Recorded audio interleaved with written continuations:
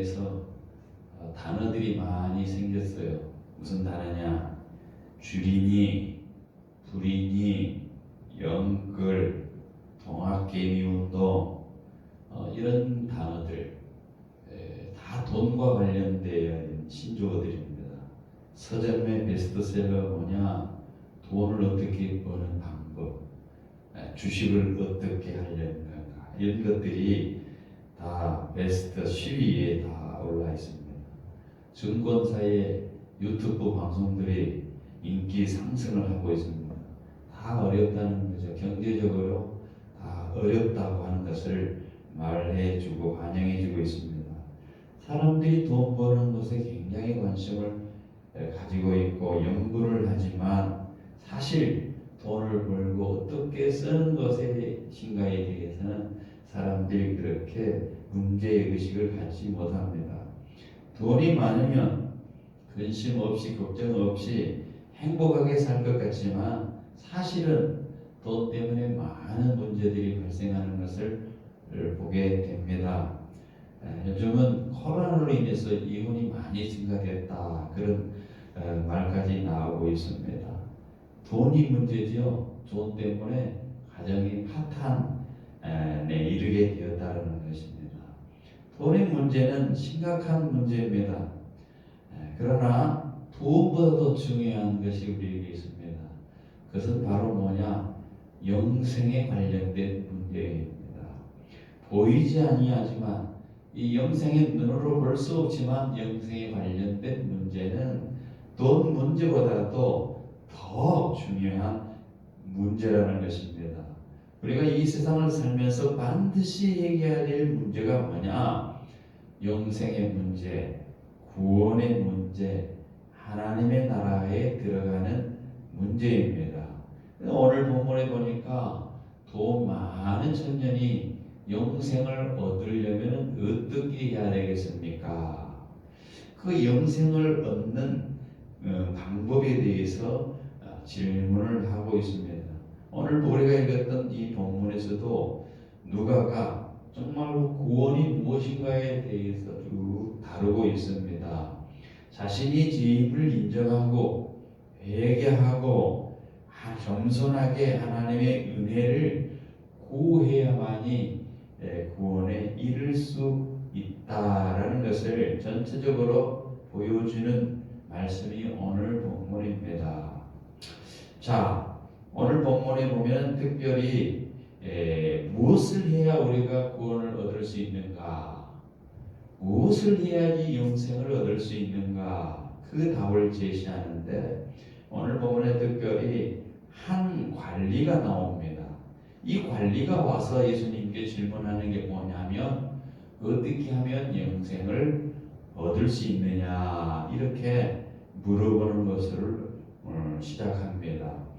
마태복음이나 오늘 읽었던 누가복음이나 마가복음이나 이 세 복음, 공간복음서에서 다 이 본문은 다 취급되어지고 있어요. 그만큼 중요하다는 거죠. 마태, 마가, 누가복음에서 다 이 한 사람에 대해서는 어떤 복음서에는 한 사람, 어떤 사람, 어떤 관리, 뭐 이런 표현들을 다 쓰고 있는 것입니다. 그러니까 한 관리라고 했을 때에 높은 관직, 지도자 계층, 통치자 계층, 이런 사람이었다라는 것을 우리가 알 수 있습니다. 그래서 알게 됩니다. 오늘 본문은 그렇게 시작하시죠. 선한 선생님이요. 이 사람이 예수님께 가서 내가 무엇을 하여야 영생을 얻으리까? 다른 사람들은 바리새인처럼 예수님을 시험하기 위해서 넘어뜨리기 위해서 와가지고 질문도 하고 그러는데 오늘 여기 본문 청년은 예수님께 와가지고요 무릎을 꿇고, 참 사람이 자세가 됐다고 생각됩니다. 한 사람이 달려와서 무릎을 꿇고 선한 선생님이여 어떻게 해야지 내가 영생을 얻으리까? 여기 선한 선생이라고 표현되어 있는 것, 유대인들은 이 선한이라고 하는 단어를 쓰지 않습니다. 오직 하나님과 율법을 선하다라고 여기기 때문에 아무나 사람에 대해서 선한이라고 하는 단어를 쓰지 않습니다. 근데 이 사람이 예수님께 나와가지고 선한 선생님이라 이렇게 부르는 것은 그만큼 예수님에 대해서는 존경심을 갖고 경외심을 가지고 있다라고 하는 그것을 보여주고 있는 겁니다. 그런 예수님이라면 자신이 가지고 있는 그 영생의 문제, 이 마음의 공허함의 문제를 해결해 줄 수 있는 그런 분이라는 것을 마음속에 분명히 확신하고 예수님께 이렇게 질문을 했던 것 아닌가 생각을 해볼 수 있습니다. 그런데 예수님께서 청년에게, 이 청년 관리에게 이렇게 대답합니다. 네가 어찌하여 나를 선하다 하느냐? 하나님 외에는 선한 이가 없느니라. 참 이 말씀은 해석하기가 어려운 구절입니다. 예수님은 하나님이신데 왜 청년에게 이렇게 대답했을까요? 성자 하나님만 선하시고 성자 예수님은 선하지 않는단 말입니까? 이 청년 관리는 예수님을 하나님의 아들로 인정하지 않고 있습니다. 그는 예수님을 다른 사람, 선지자들 정도로 생각하고 있었다는 거예요. 그래서 당시 유대인들은 랍비에게도 선생 이렇게 칭호를, 선한 선생 이렇게 칭호를 하지를 않았습니다. 관리는 예수님을 특별하게 생각을 해서 사람들에게 선한 선생이라고 안 하는데 특별히 예수님에 대해서 선한 선생이라고 부르면서 예수님은 다른 랍비보다도 특별한 분이다라는 것을 마음속에 그렇게 생각을 하고 있었다라는 겁니다. 그렇지만 이 부자 청년은 예수님과 성령 하나님과 동등하신 하나님이 아니라고 그렇게 생각을 하고 있습니다. 그래서 예수님께서 이 청년에게 이렇게 말하는 거죠. 네가 어찌하여 나를 선하다고 하느냐? 바리새인이나 서기관, 율법교사, 심지어 위대한 선지자라 할지라도 죄인일 뿐이며 선한 존재는 이 세상에 없다라는 겁니다. 사람은 누구나 아무도 선할 수 없기 때문에 하나님 아버지만 선한 분이라고 그렇게 인정해야 된다는 겁니다. 그래서 성자 하나님이신 예수님을 선한 선생으로 보려 하는 것도 잘못이라는 거야. 네가 그냥 나를 선한 선생 정도로 생각하는 것은 잘못이라는 것입니다. 왜? 예수님은 홀로 훌륭한 하나님이실 뿐만 아니라 선한 선생님 뿐만 아니라 실제로 예수님은 하나님이시기 때문에 선한 선생이라고 하는 것은 잘못입니다. 자, 예수님께서는 이 관리가 예수님을 하나님이 아닌 훌륭한 선생이라고 생각하는 것에 대해서 지적을 하고 계셨다는 거죠. 네가 생각하는 것처럼 나는 훌륭한 선생이 아니라 하나님이야, 이렇게 말을 한 거나 다름이 없습니다.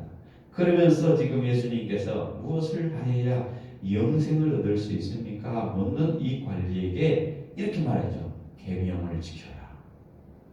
계명. 왜 계명을 지켜라 하면서 몇 가지 계명이 언급되죠? 네가 계명을 안 하니 간음하지 말라. 7계명이죠. 살인하지 말라. 6계명이죠. 도적질하지 말라. 8계명이죠. 거짓 증거하지 말라. 9계명이죠. 마지막에 내 부모를 공경하라. 갑자기 근데 5계명이 갑자기 거기에 등장합니다. 이런 계명들을 언급을 합니다. 아, 예수님이, 우리는 이 말씀을 보면서 오늘 어리둥절을 하게 됩니다. 성경은 오직 예수를 믿음으로 구원을 받는다고 그랬는데, 아니 예수님께서 예수님의 피 흘려 죽으심으로 우리 죄를 대속하신 하나님의 아들을 믿는 그 그리스도를 믿음으로 구원을 받는다고 했는데, 예수님께서 지금 뭐라고 얘기했습니까? 계명을 지켜야 영생을 얻는다. 이 말씀을 하고 있을 때에 우리는 좀 의아한 생각이 들 수 있습니다. 이 말씀은 믿음으로가 아니라 계명을 지키는 행위로 구원을 받는 것이구나 이렇게 우리가 착각할 수도 있습니다. 우리가 사도 바울이 성경에서 언급한 내용들을 보면은요, 율법의 행위로는 구원받을 수 없다. 성경 로마서를 보고 어디를 봐도 율법으로는 구원받을 수 없고 오직 하나님의 은혜로 구원받는다. 하나님을 믿음으로, 그리스도를 믿음으로 구원받는다 수없이 강조를 해왔어요.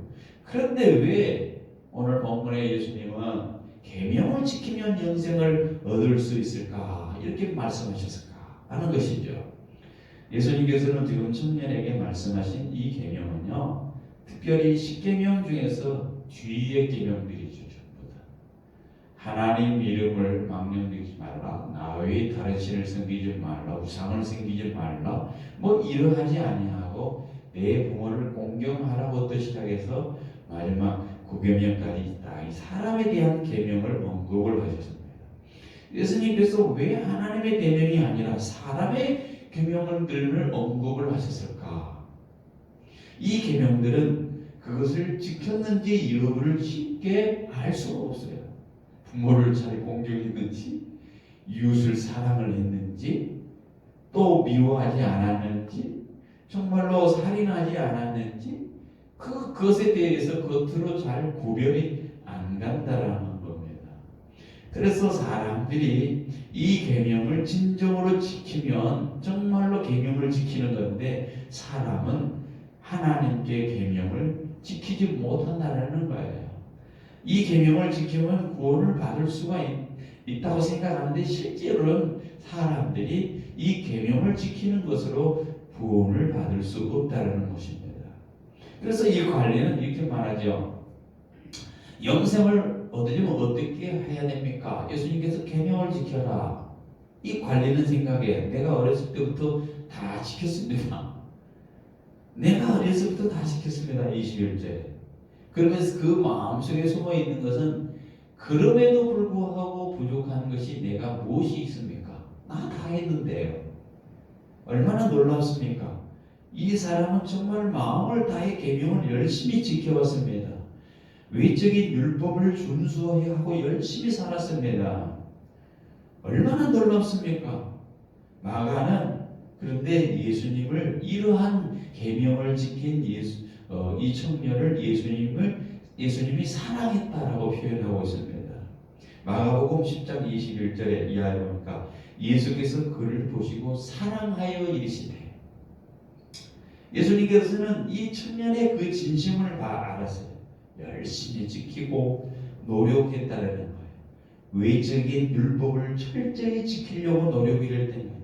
인간적으로 그것을 지키려고 노력을 했습니다. 그러나 그 노력은 가상한데, 그것은 사랑받을 만한데, 그 정신까지, 그 계명의 정신까지 내가 지켜야 되는데 그렇게 하고 있느냐 물어보신 거예요. 결국 이 청년은 그 계명의 외적인 것은 지켜있을지 모르지만 그 계명에 담겨 있는 정신은 지키지 못하고 있다는 거예요. 그래서 한 가지 부족한 것을 꾸짖습니다. 남 부럽지 않게 열심히 일했던 사람, 남 못지않게 계명을 열심히 준수했던 사람, 참으로 부족한 것이 없는 것 같지만은 마음속에 그런 것들이 다 가지고 있고 부한 사람이고 권력도 가지고 있고 계명도 지킨 것 같고 스스로 위안 삼고 있는데 정작 마음에는 평안이 없는 거예요. 왜 그랬을까? 본질적인 문제, 영생의 문제에 대해서 해결되지 아니하는 사람입니다. 겉으로는 그리스도인처럼 경건했습니다. 겉으로는 많은 사람을 돕는 사람처럼 보였습니다. 계명들을 다 지킬 수 있는 사람처럼 보였습니다. 어렸을 때부터 계명을 다 지켰다고 얘기합니다. 그럼에도 불구하고 네가 모르는 게 있다는 거예요. 계명의 그 본질을 지금 모르고 있다. 예수님께서 그거를 지적을 하면서요, 오늘 22절에 한 가지 네가 부족한 것이 있다. 내게 있는 것을 다 팔아 가난한 사람에 나눠주고 나눠주라. 그리하면 하늘의 보화가 내게 있으리라. 그리고 와서 나를 따르라. 모든 것을 갖춘 이 청년은 영적인 문제도 진지했고 정말로 경건생활로도 힘썼습니다. 그럼에도 불구하고 그가 구원에 확신이 없어요. 하나님의 나라에 들어갈 수 있을까? 영생에 대한 확신이 없었어요. 문제가 무엇이었을까요? 이 청년에게 부족한 것이 있다고 예수님이 말씀합니다. 이 청년에게 부족한 것이 뭐냐? 네가 내 소유를 다 팔아 가난한 사람에게 나눠주라. 이 말씀 속에는 네가 계명을 적용하고 실천해야 된다라고 하는 그 중요한 메시지가 들어있습니다. 이 청년은 진정으로 계명을 온전히 지켜왔는지 한번 돌아봐야 합니다. 그리고 진정을 다해 하나님을 사랑하고 이웃을 자신처럼 사랑하지 하고 있는가, 그것을 한번 점검해 보라는 것입니다. 그가 진심으로 하나님과 이웃을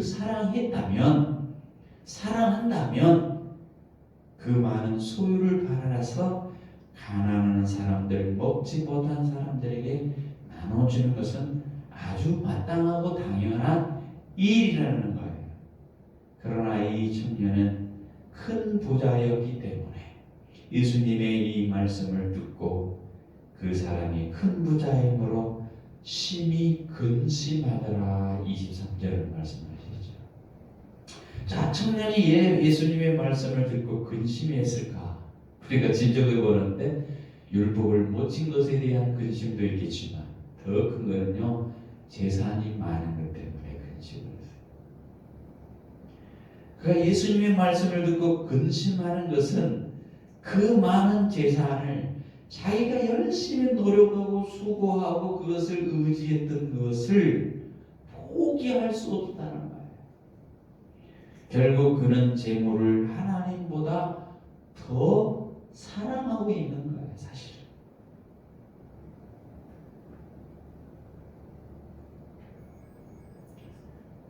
청년은 하나님을 잘 지키고 섬기고 계명을 철저히 지킨다고 생각했지만은 막상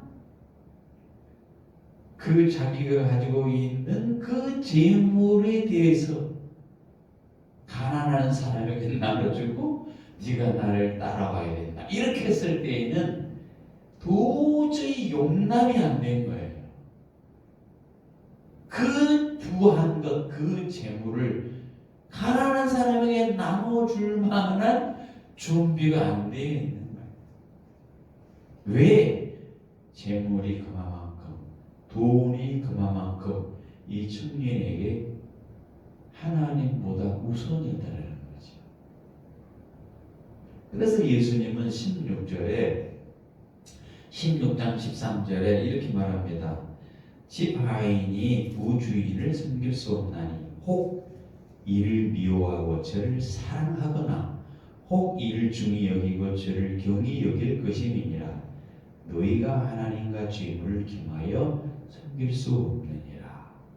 즉 이 청년은요, 재물을 다 가지고 있으면서 부자로 살면서 모든 것을 다 쥐고 명예를 쥐고 권력을 쥐고 부를 쥐면서 그러면서도 하나님의 나라에 들어가 보겠다라고 하는 그런 마음으로 주님께 왔는데, 주님은 야, 네 소유 다 팔지 아니하면, 그것보다도 하나님을 사랑하지 아니하면 너는 구원을 받을 수 없어, 영생을 받을 수 없어 라고 하는 그런 메시지를 하신 것이죠.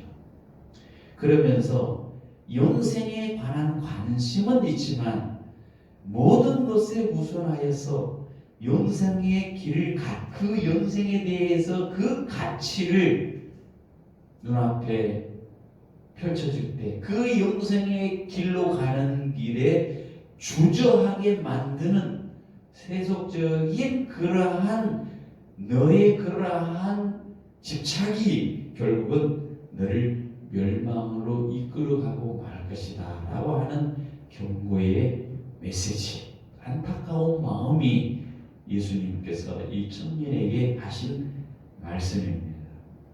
부자는 그래서 그렇게 말하죠. 하나님의 나라에 들어가기가 어렵다. 자, 이 얘기만 들어보면 야, 부자 되지 말자. 부자는 하나님의 나라에 들어갈 수 없더니 부자 되지 말라 이렇게 표현을 하면서 오해를 할 수 있습니다. 그러나 이 뜻은 그 의미가 아니고 부자라고 해서 그 부를 가지고 하나님을 영화롭게 하고 하나님보다 우선순위 두면 안 되는 거예요. 하나님을 영화롭게 하는 일은 좋지만은 그 부를 통해서 다른 사람의 유익을 주고 그것이 하나님 다음으로 있어야 되지만 하나님보다 위에 부를 두고 살아가면 그 부 때문에 결코 하나님의 나라에 들어갈 수 없다라고 하는 겁니다. 그래서 이 부자 청년이 근심해서 돌아갑니다. 참 부자는 하나님의 나라에 들어가기가 어렵다라고 하는 말씀을 오늘 본문에서 합니다. 24절에 예수께서 그를 보시고 이르시되 재물이 있는 자는 하나님의 나라에 들어가기가 얼마나 어려운지 낙타가 바늘기로 들어가는 것이 부자가 하나님의 나라에 들어가는 것보다 쉬우니라. 어떤 사람들은 이스라엘에 바늘기가 작은 바늘기라고 하는 작은 문이 있는데 낙타가 그 문으로 들어가는 것은 정말 어려운 것이다 라고 이렇게 어떤 사람은 해석을 해요. 이스라엘에 작은 바늘기라고 하는 문이 있는데 낙타가 그 작은 바늘기로 들어가는 것은 어렵다 이렇게 해석을 하는 사람도 있습니다만, 그러나 여기 바늘기라고 하는 문자 그대로 실이 들어갈 수 있는 그런 바늘 구멍 아니겠습니까? 낙타는 팔레스타인의 낙타는 보통 크기가 2m 이상입니다. 사람 훨씬 크죠, 그 높이가. 예수님께서는 이 극단적인 비유를 통해서 바늘하고 낙타라고 하는 그 비유, 극단적인 비유를 통해서 부자가 구원받기가 어렵다는 말 정도가 아니고 아예 불가능하다라고 하는 말씀을 여기서 전하고 있습니다. 부자가 왜 하나님의 나라에 어려울까? 부자는 하나님을 의지하기보다는 재물을 더 의지하게 되어 있다는 거예요. 그래서 우리가 디모데전서 6장 17절에 이 세대에 부한 자들을 명하여 마음을 높이지 말고 정함이 없는 재물의 소망을 두지 말고 오직 우리에게 모든 것을 후히 주사 누리게 하시는 하나님께 마음을 두라 그렇게 했어요. 자, 안타깝죠. 사람들이 부자가 될 때에는 참 신앙생활하고 잘 나가야 합니다. 그런데요, 보통 목회자가 되거나 예수님 앞에 돌아오는 사람들의 모습을 보면은 다 부자로서 다 깡통을 차고 드디어 그때 주님 앞에 돌아오는 거예요. 부자로 있을 때는 그렇게 못해요. 또 혹시 부자로 있을 때 예수님 앞에 돌아왔다 할지라도 그 부를 가지고 교회에서 마치 부의 권력을 행사하려고 합니다. 그 마음속에 하나님이 있겠느냐? 없다라는 거예요. 그래서 부자가 그만큼 하나님의 나라에 가는 것은 어렵다. 부자는 탐심 때문에 구원받기가 어렵어요. 디모데전서 6장 9절에 부하려는 자들아 시험과 올무와 여러가지 어리석은 해로운 욕심에 떨어지나니 곧 사람으로 파멸과 멸망에 빠지게 하는 것이라. 돈을 사랑하는 것이 일만하게 뿌리가 되나니 이것을 탐내는 자들은 미혹을 받아 믿음에서 떠나 많은 근심으로 자기를 찔렸도다. 부자는요, 자기는 안 하다고 생각해요. 하나님, 나에게 큰 물질을 주시면 내가 주를 위해서 봉사하겠습니다. 나를 부자로 만들어 주시면 내가 주를 위해서 쓰게 하겠습니다. 그래, 정말로 그렇게 해서 주를 위해서 쓰는 사람, 헌신하는 사람이 있습니다. 그러나 대부분은 그 부가 생겼을 때에 하나님보다 그 부를 더 의지하게 되어 있어요. 그래서 부자가 하나님의 나라에 들어가기가 어렵다라는 겁니다. 그러나 하나님은 하실 수 있습니다. 그래서 오늘 본문은 하나님은 하실 수 있다고 선언을 하고 있습니다. 당시 유대인들은요, 재물이 많은 것을 하나님의 축복이라고 생각을 했어요. 지금도 마찬가지죠. 사람들이 재물을 많이 하는 다 축복이다 그러죠. 돈 많은 사람은 야, 얼마나 저 사람은 복을 많이 받았어, 이렇게 생각하잖아요. 부자인 사람들은 성전에 헌금도 많이 드렸고요, 재물도 많이 바쳤습니다. 그래서 청중들은 하나님께 복을 받은 부자가 구원을 받지 못하면 누가 구원을 받겠느냐, 이렇게 생각을 했다라는 거예요. 그래서 오늘 본문에 보면은 듣는 사람 중에 이렇게 물어봅니다. 듣는 자들이 이르되 그런즉 누가 구원을 얻겠습니까? 아니, 부자가 천국 못 가면 그럼 누가 구원을 얻었습니까? 26절에 이 질문에 예수님은 이렇게 말씀합니다. 하나님께서는 얼마든지 하실 수 있다.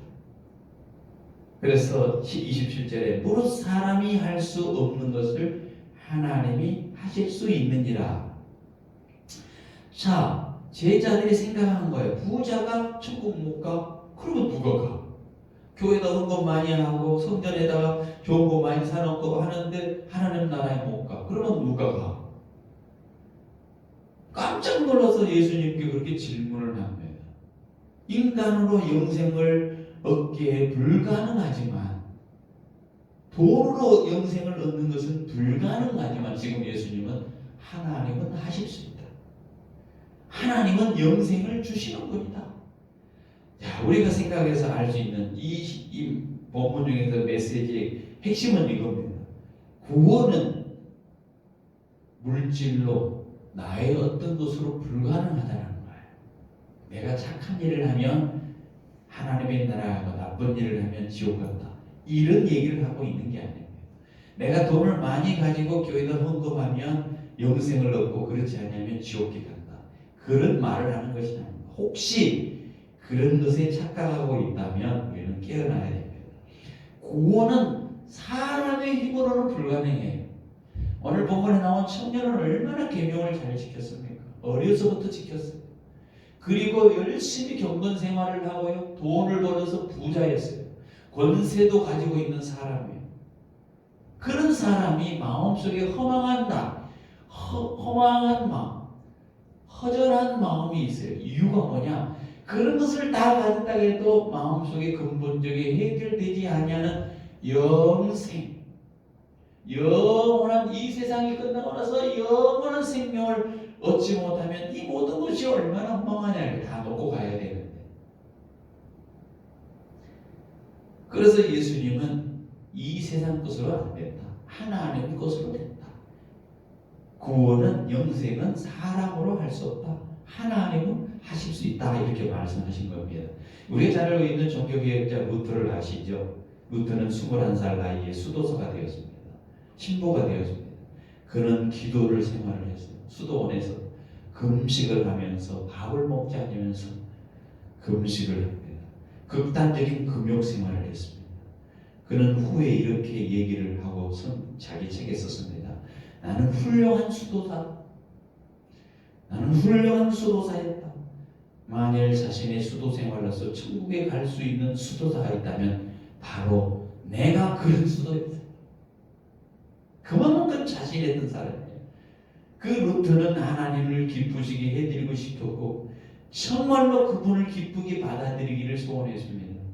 그러나 그러기 위해서 노력을 하면 할수록, 영혼을 구원 얻으려고 하면 할수록 마음속에 그 영혼과 멀어지고 있다는 것을 알게 되고, 마음속에 평안함이 없고 기쁨이 없고 마음속에 얼마나 큰 고뇌가 쌓여있는지 모릅니다. 그러던 루터가 대학 교수가 됩니다. 시편과 로마서를 읽고 그것을 연구하고 강의하면서 비로소 해답을 발견하게 됩니다. 결정적인 해답이 어디 있냐? 로마서 1장 17절에 있습니다.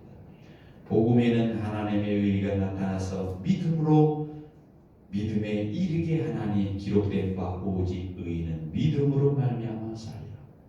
그래, 내가 금욕을 하고 기도를 한다고 하고 선을 한다고 하고 누를 닦는다고 그렇게 했지만 그것으로는 할 수 없구나. 하나님께서 나를 의인으로 인정해주는 믿음으로만 영생을 얻을 수 있구나. 이 사실을 루터가 알게 되었다는 사실이죠. 그래서 그는 이렇게 말을 합니다.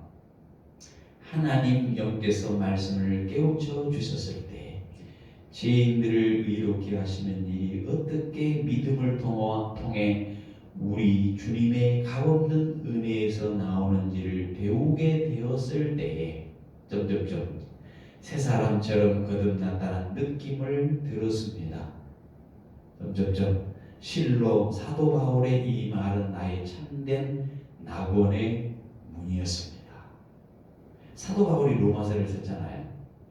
그렇게 그 수도사로서 고행을 하면서 그 성전문을 올라가면서 무릎을 꿇고 무릎이 까지라고 하면서까지 수도를 하면서 기도를 하면서 고행을 하면서 금식을 하면서 그가 노력했지만 그것으로는 구원을 얻을 수 없는데 로마서를 읽어보니까 참 내가 낙원의 문이 열린 것을 알게 되었다.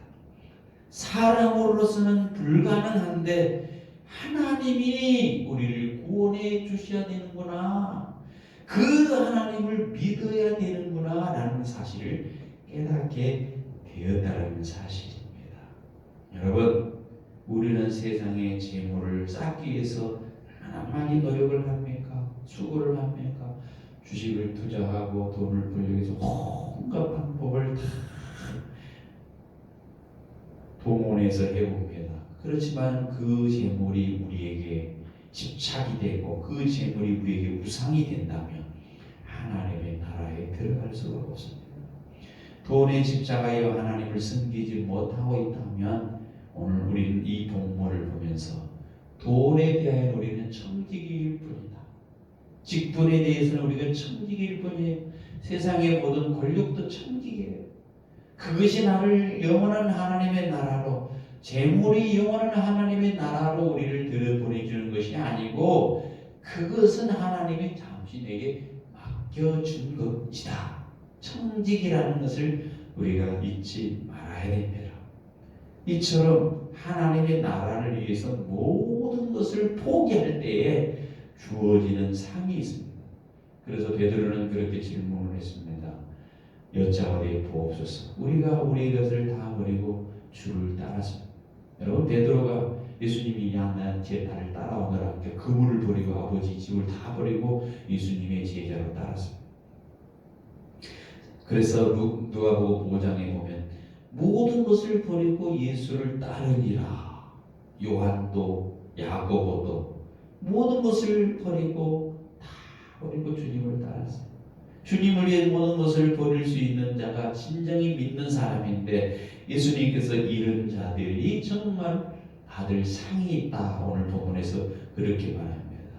뭐라고 얘기합니까? 29절 30절에 같이 한번 읽고 이르시되 내가 진실로 진실로 너에게 이르노니 하나님의 나라를 위하여 집이나 아내나 형제나 부모나 자녀를 버린 자는 현세 여러 배를 받고 내세 영생을 받을 자가 곧 찾지 못할 자가 없느니라 하시니라.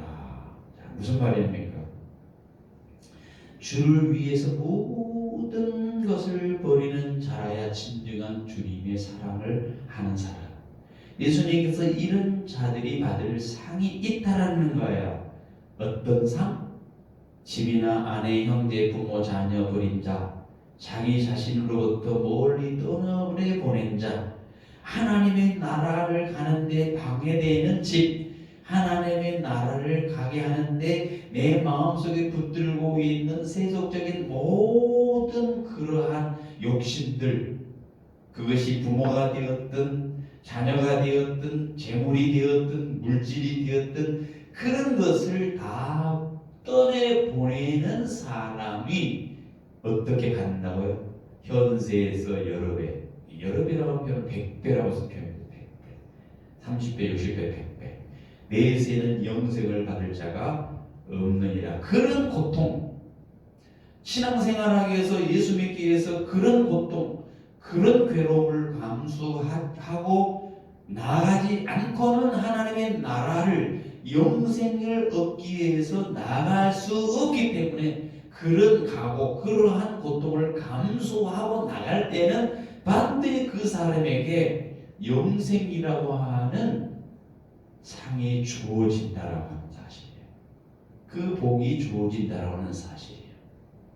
하나님의 나라를 위해 자기가 참으로 중요한 것을 과감하게 포기하고 버린 자가 현세와 내세에는 더 풍성한 보상을 받는다. 그런 약속을 하신